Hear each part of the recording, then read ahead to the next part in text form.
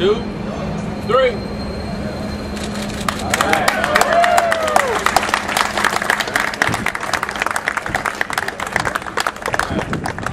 It's a very exciting day, particularly for the city of Jackson, for the whole state of Mississippi, as we have just unveiled the number 135 Mississippi Blues Trail marker.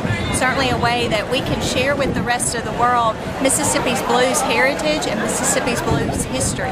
So it's very exciting that we have another marker in the ground and another marker that can help us tell our Mississippi story to the rest of the world. Maybe people don't think of Jackson maybe as a blues, as ground zero for some of the blues activity. Do you want to talk some about that? There's a tremendous amount of blues activity that occurred in the city of Jackson.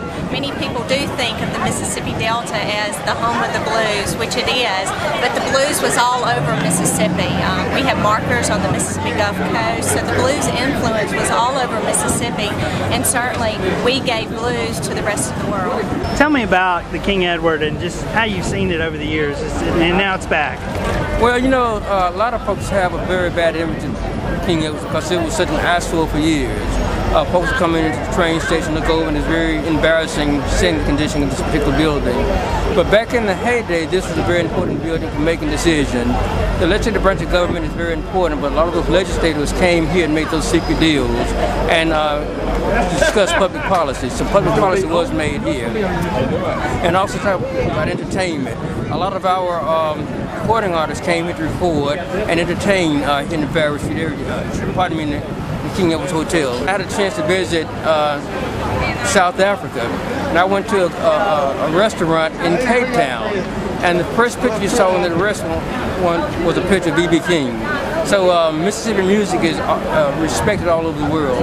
Are you excited about Fair Street? I'm very excited because Fair Street is a part of all of our history. In fact, I got my first haircut on Fair Street as a child. My parents used to take me on Fair Street shop when I was growing up in the city of Jackson. And it's good to see the entire Jackson develop. Fair Street, Capitol Greens, this part of Capitol Street. And it's just good to see this city develop and come to life again.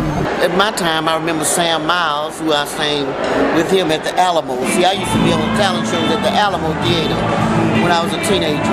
And so when I called the Alamo, it was my classroom for what I'm doing today. And so I used to say, straight from the Alamo to Madison Square Garden. That was my first professional job as Dorothy Moore.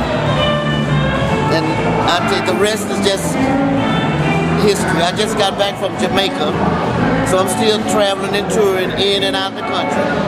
Right. But I still makes my home in Jackson, Mississippi. No doubt.